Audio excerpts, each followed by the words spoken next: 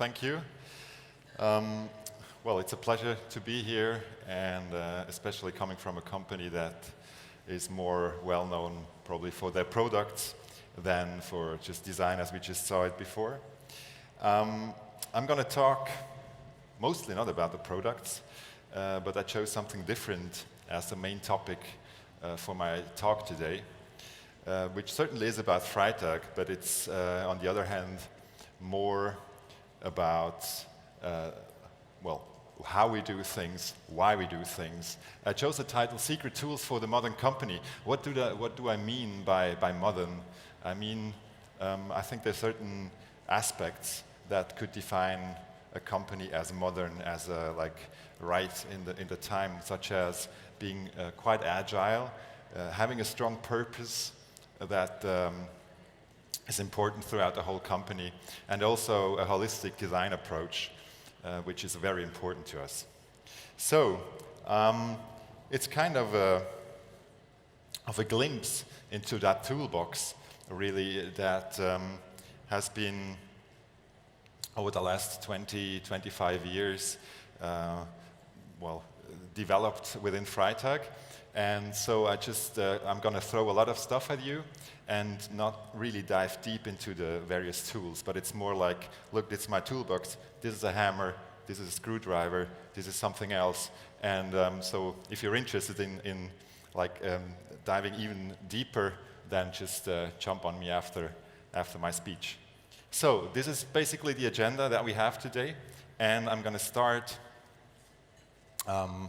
by focusing shortly on, now it comes up, on where we come from. Just because some of you might not be familiar with those two guys, which are on the left Daniel and on the right Marcus, both named Freitag. And already at that early stage you can actually see that thinking, acting in cycles, circular economy is like at the center of their life. And there's another funny thing here. They're both behind the steering wheel, which until today is still true. They're both owning the company. Today we're just giving you some numbers, 170 people working in Zurich producing bags and clothes. A couple of years later, they looked like this. That's in the early days of their startup Freitag, when they started producing Freitag bags. And then another couple of years later, that's what they looked like 2014. And so this is really important to, if you look at Freitag, like the defining, how you say that, threads, the constante, the constant thing is two designers owning a company, and not some management or investment crew owning a company and hiring designers. It's exactly the opposite way. Designers hiring some management guys or specialized guys to run with them their company. You might be familiar with this, RIP. It stands for, stands for Recycled Individual Products, which is till today like the main thing that we do. It's very simple. We take something that's out there on the streets, used truck tarps, LKW-Plan, and turn them into bags, give them a new life. Then there's another thing that we started working on that 2010, and at the center was something similar like with the bags. 1993, the brothers needed bags because they were graphic design students. 2010, we had already a factory, quite big, a lot of workers needing workwear every day. So we were just looking for workwear that would be decently produced. Like you could track it down where it was coming from.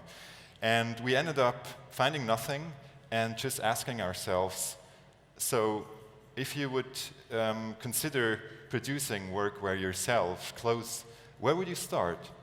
And obviously there's tons of stuff that is going wrong in textile industry today. So to cut a long story short, we ended up creating our own fabrics. Like we traced it down to the fibers, and we're using mostly flax, linen, hemp, and beechwood from Austria even, beechwood Buchenholz. So these are the three main ingredients for our clothes, which we in the first place created for our own people, the guys working daily at our factory.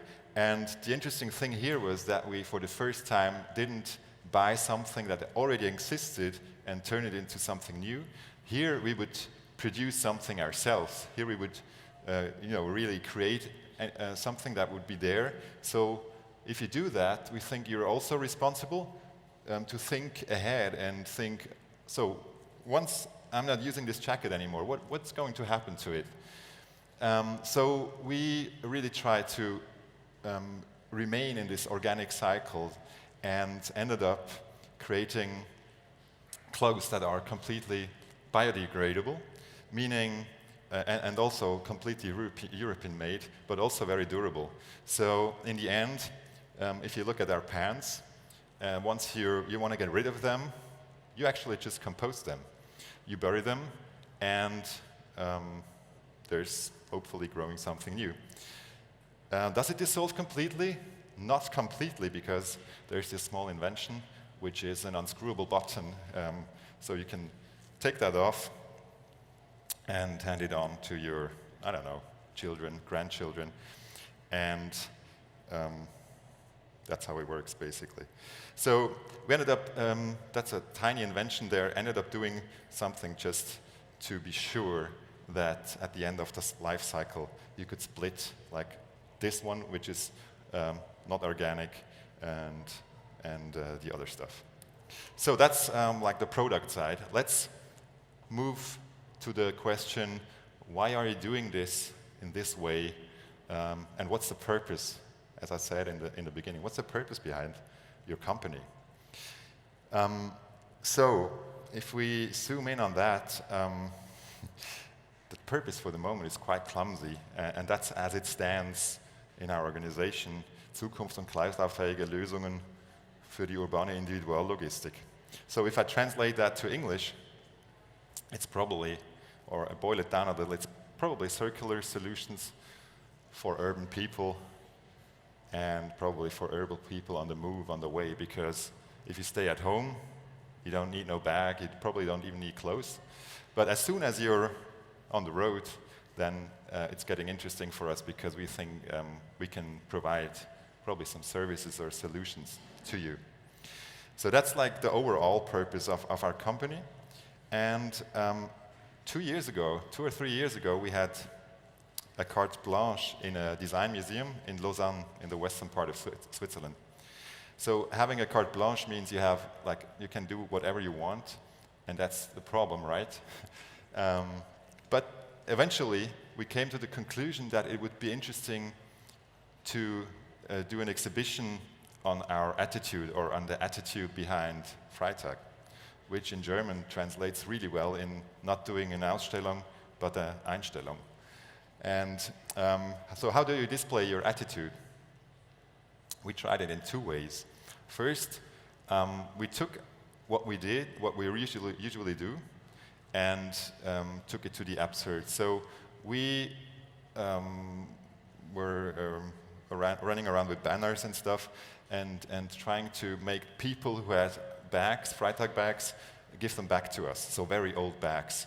Then we would disassemble those bags and put them together again to a complete truck tarp, put that truck tarp on a truck, drove around with that truck, would take away the truck tarp again, cut it into pieces, do bags out of it, made out of used truck tarps, made out of used bags, made out of used truck tarps. So it was basically recycling, and I hope you get a glimpse of the idea by looking at that truck.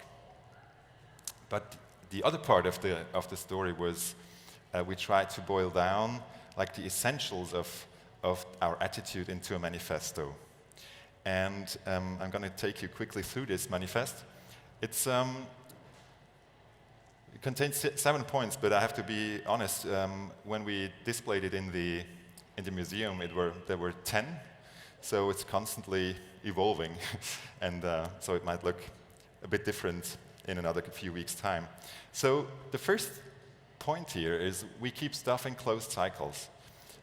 We talk about the cyclist as a person, and obviously they're not aliens, they're also consumers, but probably just aware of how the products or the objects that they would buy would be produced, like in a recyclable way or within a cycle, within a closed cycle, with renewable energies and stuff like that. Second one, we only own objects that last.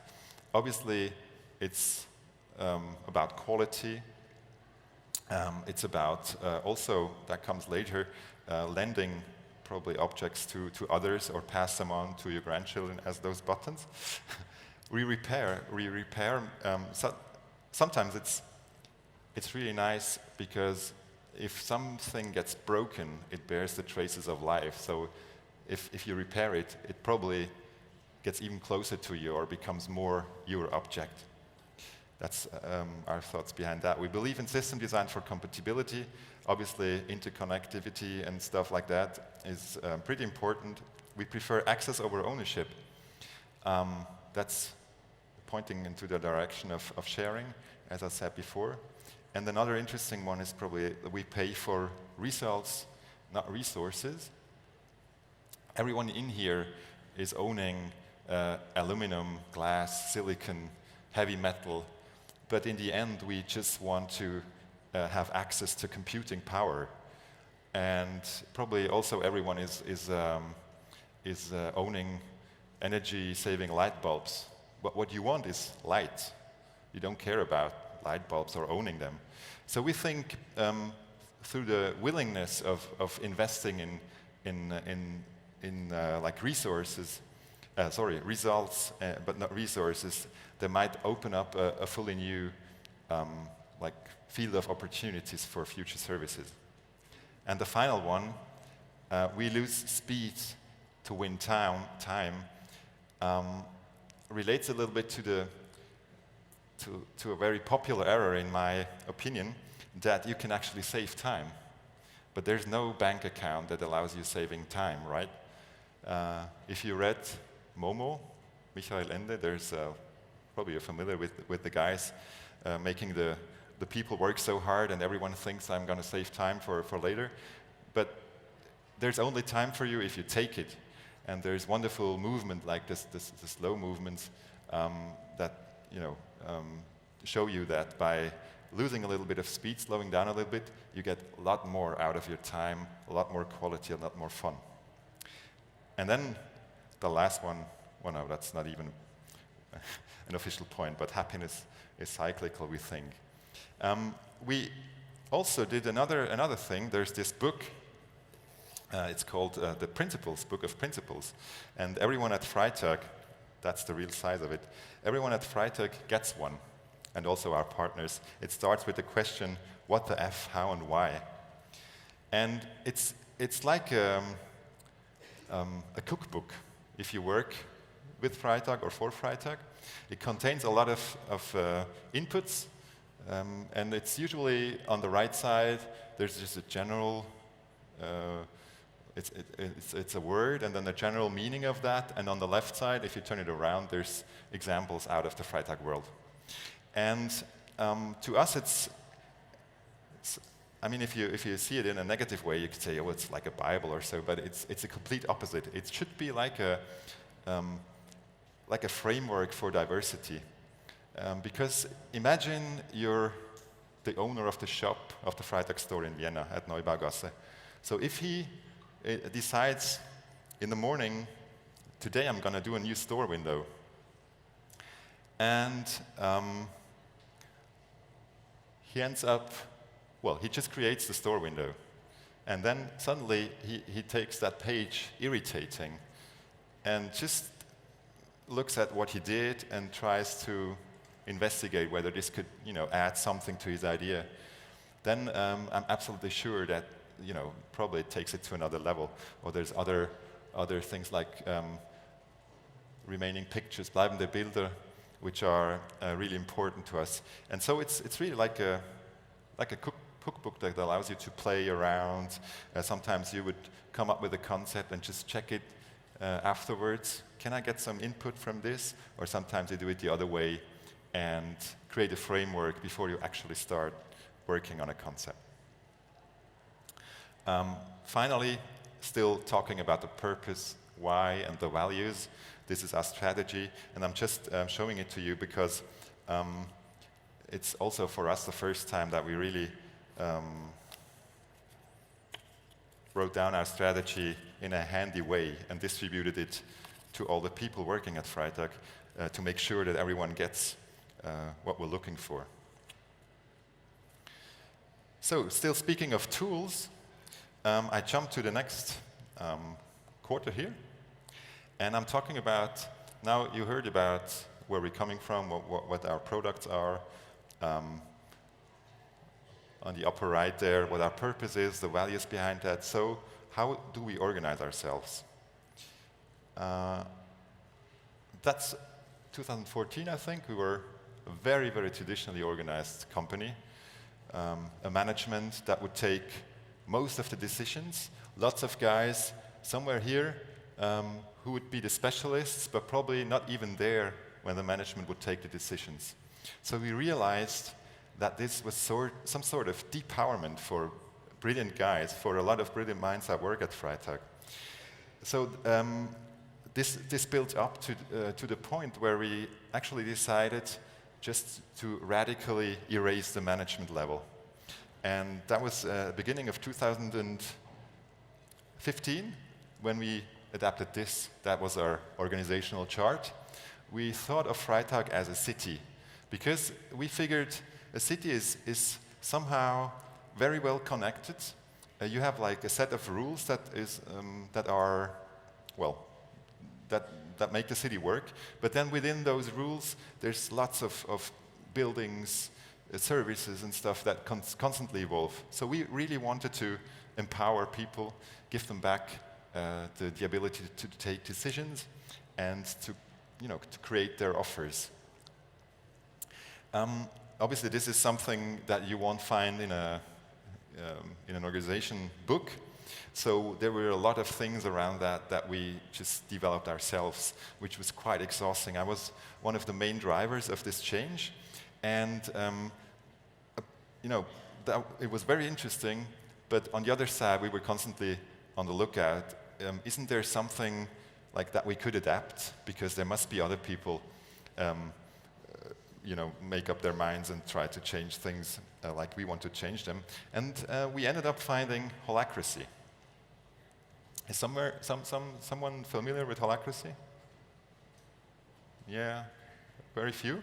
So basically, you take the company and you define roles that are necessary for your to make your company work. And the role means each role has a purpose which is necessary for your company. And behind that purpose, there's a set of accountabilities which define what decisions a role can take or has to take. So that's the state, I think, that probably was last week. This is how Freitag looks today. There's various circles. I'm not going to really dive deeper into that. But the funny thing about this is, before, we occasionally came up with a plan to reorganize Freitag, and we always wanted to make it as perfect as we could. But then only a few weeks later, after we started to implementing it, we would realize it is not perfect, because there is no perfect organization. So what is really cool about this one is that it's very, very agile, because every circle here that you see is like in a rhythm of 2 weeks or 4 weeks. You can define that is working on the job, which means not in the job, not I'm doing my job, but I'm like in a helicopter looking down on my job and try to adjust what doesn't work. So you're constantly working on your organization. And if I took this picture last week, probably this week it looks different, because every role that you see can be erased in just a meeting. And there can be built new roles, and there can be added accountabilities. You add stuff, you erase stuff all the time. So it's very, very agile, and as soon as you feel a tension, you're not happy, you're just going to change the organization. And it's available for everyone. So it's not a set of people who define that, but it's everyone. So, and the last thing I want to say about this is there's no personal hierarchy. So before I was running, if you look at this, so I would be running the innovation department, telling people theoretically what to do. This isn't anymore with Holacracy. You don't have a boss. So every role is its own boss. Decisions are be taken where the work happens. Which means if you think about qualification, you need new ways, like how can people qualify each other or be qualified? So we created this very simple form, which is just a peer review. So I'm going to, 2 times a year, I'm going to choose a person that I think that would be interesting to get feedback. And I'm going to ask her or him to fill out that form, which is basically just very in a constructive way, telling me what do you wish more from me, what should remain the same, and what should be less. Another thing that we abandoned, and that's another tiny tool here, is budgeting. We don't have a budget anymore. We erased or deleted that like 4 or 5 years ago, because in the end we would just do the budgeting, like in September, October, create something, trying to think ahead, and then only realize after months that we do completely different stuff. So we just stopped, and what we do now is we always have the quarter of the previous year to put in relation as a benchmark to the existing year. So right now it's quarter 2, 2016. That is for us like the benchmark in spending money. So let's move down a little on that chart and look how we actually plan the things that we do, which is obviously still mostly developing, designing bags and clothes. This is our 3-semester plan. We always think in semesters, so it's 1.5 year our focus. And it's twice a year, well, every semester we come together, people from all parts of the organization, and you try to come up with great projects. And we will gather somewhere, around 10 people, and do pitches. So everyone comes up, just show you the form. That's the pitch form that we use. You come up with, that's a holistic approach to I think we even realized that product in the meantime. It's a how you say that, protection for an iPhone. So, but it's not only that you show what you have in mind with the product, but you on your left side.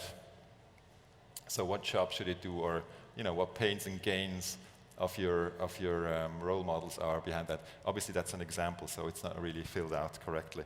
But then on the other side, you would have communication. What's your basic idea about the communication around it? What's the return on investment? What risks do you see? What store types do you want to approach? What visual merchandising ideas do you have? All that stuff is already integrated in that form when you pitch, which means you don't come up and say, okay, I have this bottle in mind, it will be beautiful, but it's really about the full concept, holistically thought, because only this, we think, allows you to judge whether this has any potential or not. So basically, this might look a bit weird to you, but pitching is somewhere in the middle there. And then then we have some sort of poker. So we take the projects and put them on a thing like that. So we try to think of the impact financially, socially, ecologically, and try to figure out the impact and obviously the feasibility. Because if it's not feasible, machbar, it doesn't make any sense. And obviously the sweet spot that you're looking for is up there. And then we add another thing, which is, are you really hungry to do that? Do you really want to do it? Or do you just think that would be really smart if we did this? Because if it's just smart and nobody really wants to do it, then you better, well, in our opinion, you probably better stay off it, because if you don't burn for it, you won't succeed, I guess.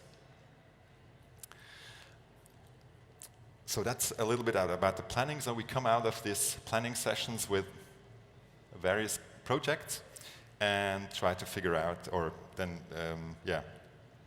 who's working on them, and if it's about execution, innovation, then one of the main things, like project-wise, that we work with is Scrum. Probably you know that. Originally from the, I think from the IT background. Basically, it's just splitting a project into like loops. And for each loop, you define some like the items that you want to solve within this loop. It's called, you create a backlog. And so before you start into that loop, you know exactly what you want to test. You don't know whether you will succeed or not, but you know what you want to find out. And you know who's going to perform. So there's this rapid, we call it, it's not our invention, but we just adapted it. It's basically, every cycle is about having input, then someone performing and making a recommendation. And then agree is like a qualified input. So there might be someone, who nods or shakes his head, but it's not a decision. The decision is only here. And at that point, you also define what the next loop will be about. So that's theory. In praxis, it looks then like this. This is some sort of product development. So you see there's like also the history, last Scrum, decisions taken, this Scrum, next Scrum, and you can move on and on and on. And another thing, I mean, we are 170 people working for Freitag, but the design team, really back designers, is four guys, and well, there's other guys involved, obviously. So the resource planning is quite important for us, and we created this Lego calendar, and always plan for 3 weeks in advance. So everyone has a color, every person has a color, and then you have different weeks, projects, and one block is half a day. So you try to, find, or you go, okay, this will take like 3 days or 7 days within those 3 weeks, and